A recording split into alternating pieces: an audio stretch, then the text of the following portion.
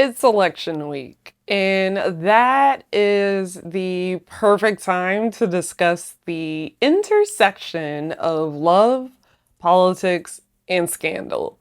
When the passions of romance meet the power dynamics of public office, mess is almost inevitable, child. It's more than tawdry messages about sister-in-laws on pornographic forums or cocaine binge sexcapades in hotel rooms. It's the stuff that makes the news feel like a reality TV show. From these whispered affairs to inappropriate behaviors of supervisors, today's episode will unravel the stories of those whose love lives didn't just make headlines. They shaped careers, ruined legacies, and left lasting marks throughout history, especially love Black history. So buckle up, all runners, because soon I'll tell you all about the politicians that suffered from the scandals that occurred when their romantic atrocities intermingled with the ruthless world of politics.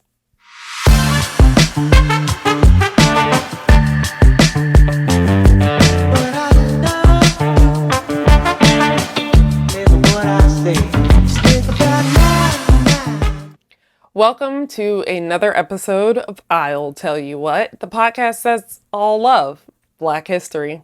I'm Ashley, your favorite raconteuse that shares these stories with you every Monday. So don't forget to hit that subscribe button, follow wherever you are on social media because we're there too. And if you love and you love Black history and you want it basically every day and you want to support the pod, join us on Patreon. Now, with that being said, let's start with a story that took place not that long ago.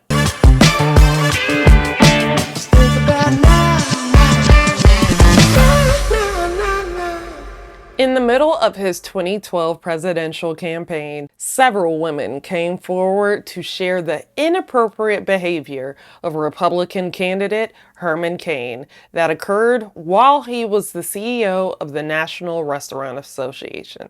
For those that don't remember, before his foray into conservative politics, Herman was a businessman that was credited with reviving Godfather's Pizza during his time as their CEO. In the 1990s, he was an advisor to Bob Dole's presidential campaign, and then would run for president in 2000, and then would run for Senate in 2004, and if you couldn't tell, he failed at both of those. So when 2011 came around, it seemed as if this time might have a different fate than before. In May 2011, Herman announced his candidacy for president. Then the president of the United States was Barack Obama, so the thought of another Black president wasn't far-fetched, and the Republican Party might have entertained a more diverse frontrunner to compete with the Democrats. So just as his popularity was beginning to soar, scandal struck. In October 2011, several women accused Herman of, quote, inappropriate behavior during his tenure as CEO of the National Restaurant Association. Politico reported, quote, the women complained of sexually suggestive behavior by Cain that made them angry and uncomfortable, the sources said, and they signed agreements with the restaurant group that gave them financial payouts to leave the association. Of course, Herman strongly denied these allegations. When he was asked about them on a Face the Nation interview after avoiding answering these questions regarding these allegations, he asked the reporter, quote, have you ever been accused of sexual harassment? Projecting much?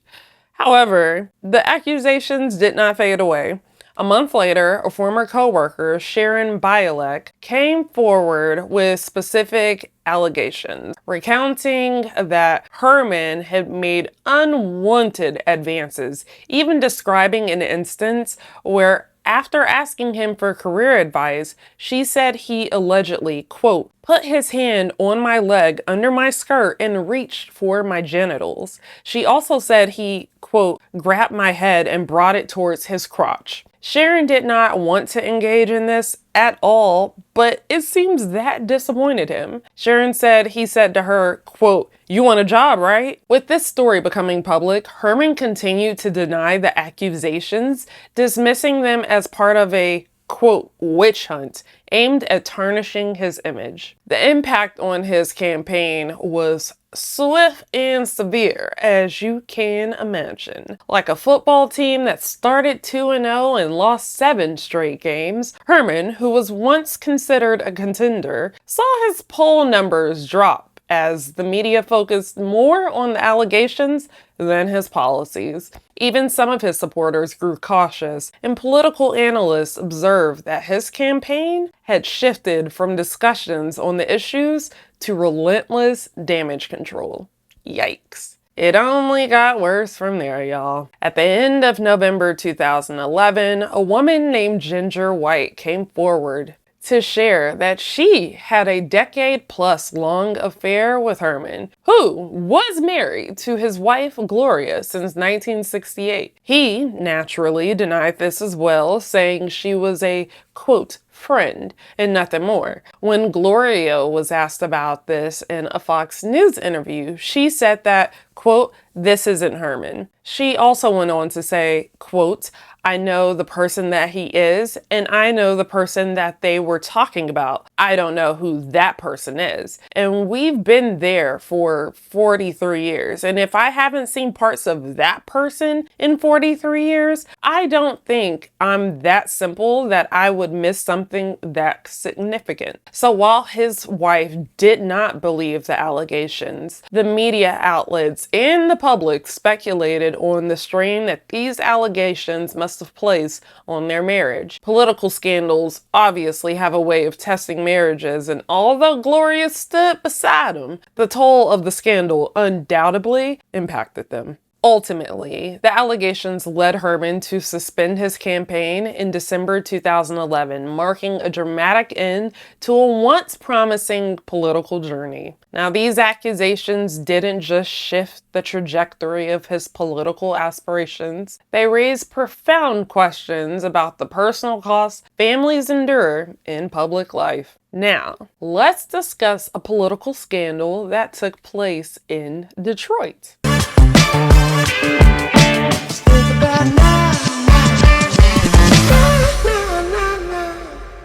Kwame Kilpatrick once said, quote, "We were very much like Dre and Sid." But he wasn't talking about his wife Carlita. No, he was talking about his chief of staff, Christine Beatty. If you don't know who Kwame Kilpatrick is, he was Detroit's mayor in 2002. He came with a powerful presence and a message of change. He was known as the hip-hop mayor, so you could tell that the young kids even liked him as well. Like I mentioned, Christine Beatty was his trusted chief of staff, but also a friend he knew from high school. They worked closely together to present a vision of transformation for Detroit, but rumors about their relationship surfaced often. Despite being a married man, Kwame firmly denied any affair, maintaining that his dedication was to his family and the city. Kwame wrote in his memoirs that his wife was skeptical of his relationship with Christine. Though Kwame grew up with Christine's husband as well, their close working relationship and long hours together made Carlita's intuition intuitioning. She knew. She might not have had definitive proof, but she knew. Because obviously, what's done in the dark will always come to light. And in 2002, the truth about Kwame and Christine's relationship was revealed. It all began with a whistleblower lawsuit by 2 Detroit police officers, Gary Brown and Harold Nelthrope, who claimed they were fired for investigating misconduct within Kwame's administration. Now, he denied any wrongdoing, dismissing the allegations of corruption. But then the Detroit Free Press dropped a bombshell, child. Over 14,000 text messages between Kwame and Christine surfaced, revealing very, very intimate exchanges throughout the years. The texts were romantic and extremely personal, contradicting their denials and revealing a relationship that was so much more than professional. One of the texts from Christine said, quote, "You told me that you would be my boyfriend every day until I was your wife." Another from Kwame said, quote, "In this important and somewhat confusing time in your life, please know with all our hearts and souls that I love you." According to 6ABC, these texts also included, quote, "their sexual encounters, their romantic feelings, and the possibility of marriage." But that's not all. Not only did these texts expose their relationship, they also showed discussions of city business, adding to the suspicion of ethical violations. After Gary Brown was fired, Kwame and Christine testified that they didn't have him fired, yet their texts revealed otherwise. Christine wrote, quote, "I'm sorry that we are going through this mess because of a decision we made to fire Gary Brown." This scandal quickly spiraled from being a local story in Detroit to capturing national attention. In court, Kwame and Christine had previously sworn under oath that they had no personal relationship. The exposure of these text messages revealed perjury, which, for those that don't know, is, quote, "the offense of willfully telling an untruth in a court after having taken an oath or affirmation." Basically, you can't lie under oath. Now, for the residents of Detroit, some felt betrayed by Kwame. He campaigned on a message of hope, yet he had obviously misused his power. It's the very thing that makes people skeptical of politicians in the first place. The consequences for Kwame and Christine were severe. Kwame was charged with perjury, obstruction of justice, and misconduct in office. He resigned from his role as mayor, received a sentence that included jail time, and was ordered to pay millions in restitution to the city. Christine also faced repercussions, resigning from her position and serving a jail sentence of 120 days. The scandal's impact on Detroit was profound. The city was already facing economic struggles and now found itself reeling from a corrupt mayor. Fast forward to today, Kwame's legacy remains deeply tarnished. He is out of prison because Donald J. Trump commuted his sentence on his last day of office. But now Kwame's time in office is remembered less for the good he achieved and more for the trust he broke. In the end, the story of Kwame Kilpatrick and Christine Beatty isn't just about an affair. It's a tale of leadership, responsibility, and the dangers of blurred lines between public service and personal choices. All right, so let's move on to another time when politics and love, or lust, did not mix well at all.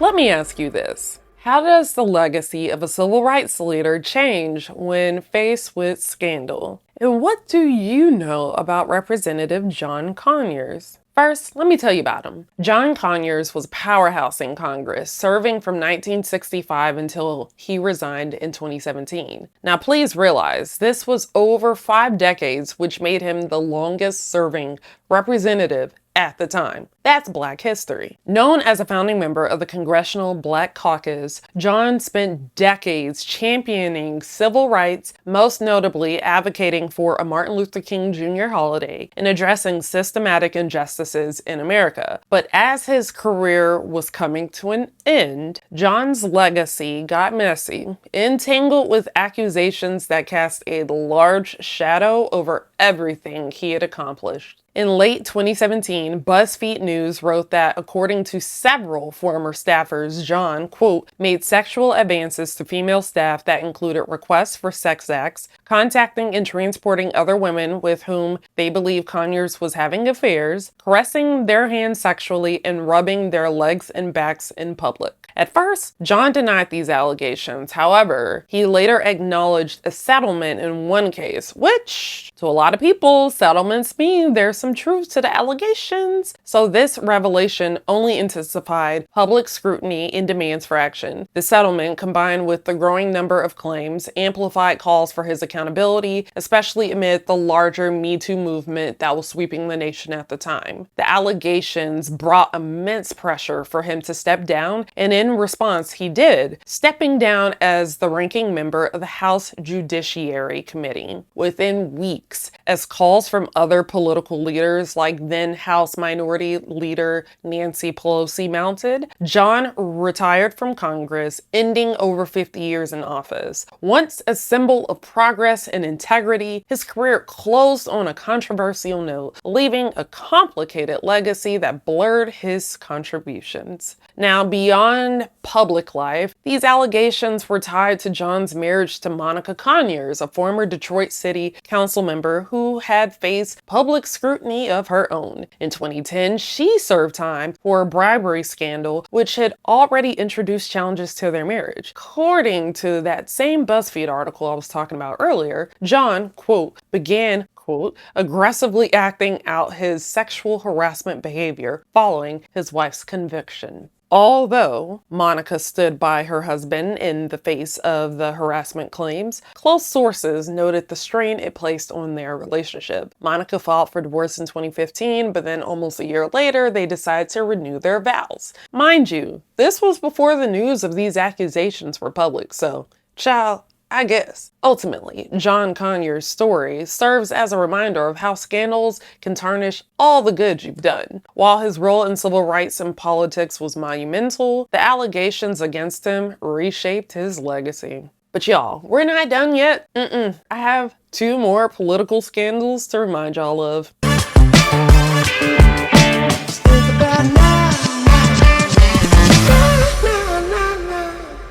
I know you remember what happened to the failed political aspirations of running back Herschel Walker, right? So y'all know I live in Georgia, so this is very, very fresh on my mind, and I'm sure probably other Georgians as well. But let's go back a few years to 2022 when Herschel Walker, a former football player, decided to skedaddle himself into politics with strong support from conservatives like Donald Trump and endorsements from celebrities that don't live in Georgia like Scott Baio and Kid Rock. But as his profile rose, so did a wave of controversies from his past. The most notable scandal involved allegations from multiple women who claimed that Herschel urged or even paid for their abortions. Plural, yes. This was especially damning because Herschel built his campaign on a strong anti-abortion stance, promising to champion family values. But it's hard to be pro-family when your own child is against you. I am sure y'all remember when Christian Walker began hopping on TikTok to publicly criticize his father. Yes, Christian, who had previously stayed quiet on the campaign, took to social media with a series of videos and posts calling out what he saw as hypocrisy. Herschel never played for the Bills, but the allegations broke the table his base stood on. Many of his supporters felt betrayed, and the contradictions between Herschel's public messaging and these accusations were hard to ignore. As a great scholar once inquired, is it Uchi Wally or one might? CNN reported that his polling numbers took a hit, with conservative voters questioning his integrity and some even withdrawing their support. Because you can't be a black conservative that's a proven liar. Like, no, your campaign has to be squeaky clean for them to get behind you. Lying in your campaign is obviously reserved for that. Never mind. So many media outlets started to clock the growing inconsistencies in his story, and that began to shift momentum in the favor of Reverend Raphael Warnock, Herschel's Democratic opponent. Now, don't assume it was an easy election, because it wasn't. They came close enough where there was a runoff, where ultimately, and thankfully, Herschel lost. Now, this is another example of a failed political attempt where the candidate doesn't match up to the person he appears to be in his campaign. Sad. All right, y'all. Let's wrap this up with perhaps the most infamous of political scandals, one that took place in DC over 3 decades ago.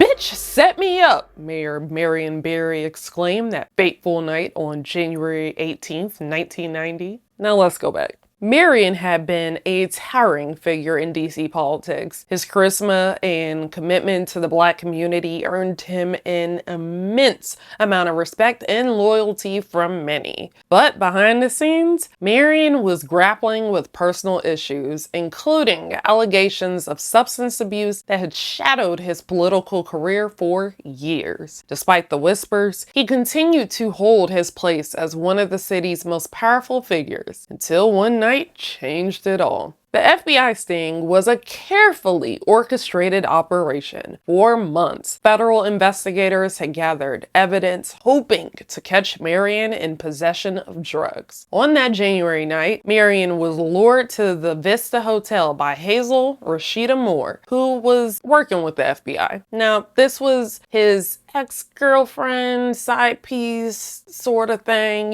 somebody he had been kicking it with throughout the months before. Now, Marion said he had been avoiding Rashida and hadn't seen her a lot, within months. And so when she called him, he thought that, they were going to drink a little bit and have some sex. But instead, Rashida wanted him to partake in some crack. Now, Marion wrote in his memoir, Mayor for Life, that when he saw the powder on the dresser, he told her, quote, "I'm not doing that," as he had never done crack before. But he changed his mind when he thought about how good that sex might be with them both high. Though he had tried fooling around and touching her and she was pulling away, nothing clicked that something was off. But he would soon find out, because right once he started to inhale, the FBI burst into the room like the Kool-Aid Man and declared that he was under arrest. Marion screamed those infamous words, "The bitch set me up!" And like that, the mayor of DC went from a respected leader to the centerpiece of a drug scandal that would shock the nation and become the butt of jokes all around the world. Now, Marion's arrest and charges of drug possession were monumental. The news spread quickly, leading to widespread criticism, disappointment, and for some, disbelief. Think about it. DC is a city with a very large Black population and a history of underrepresentation, and they had finally found a voice and a symbol of progress in Marion Barry. To see him fall so publicly was heartbreaking for his supporters and a victory for his critics. The scandal also took a heavy toll on his personal life, especially in his marriage to Effie Slaughter Barry. He wrote that once he got home, Effie hugged and kissed him as she saw the news of the bust on TV. Their marriage already was under the cloud of rumored infidelities and the unrelenting pressures of public life. Despite the humiliation and betrayal, Effie stood by him in the immediate aftermath, demonstrating an extraordinary public loyalty. But they would get divorced 3 years later because they were just unable to overcome the strain that the scandal had placed on their already very fragile relationship. Now, professionally, the sting appeared to be the end for Marion. I mean, you would think that his arrest, trial, and subsequent 6-month prison sentence would close the door on his political career. His image was tarnished, and his political ops were quick to dismiss him as another failed Black leader caught in scandal. And yet, that's not where his story ended. Against all odds, he staged a comeback. Just a few years after he was released from prison, he ran again for office and in 1994 was re-elected as mayor. His return left some outraged and others deeply inspired. For his loyal supporters, his resilience served as a powerful reminder that he, above all, was a fighter. And if Black people believe in you, child, it's very, very hard to shake that. I mean, it's possible. But it's also hard, especially with older Black folks. They love hard and they believe in the power of forgiveness. They love a comeback story, child. Anyway, Marion's story is a reminder of the complexity of public figures. The night of the sting would forever be a part of his legacy, as you could tell with that one restaurant that just did those pizza knots with the powdered sugar. But, they apologized, and anyway, obviously, that's a big part of his legacy, but the ability for him to be able to rise back like a phoenix through the ashes, that is also a part of his legacy. And that wraps up this week's I'll Tell You What. Now, these stories remind us just how high the stakes can be when private lives go public. So, if you enjoyed this episode, make sure to subscribe here, wherever you listen. Leave a review, please. It helps other all runners like yourself discover the show. Even if you're watching on the Tube of You, leave us a review. It means so much. Also, if you could tell a friend, that would be great because they'll probably appreciate this show just as much as you do. Did I say subscribe on the Tube of You? Subscribe on the Tube of You. And if you want to support the show and get more Love Black History stories even more frequently, head to Patreon and join us there. It really doesn't cost you a lot to support. Thank you for tuning in. If you have not voted yet, go ahead and do so. If you have done so, awesome. I hope you voted for the right candidate. Saying that to say, anywho, I will see y'all in the pews. What I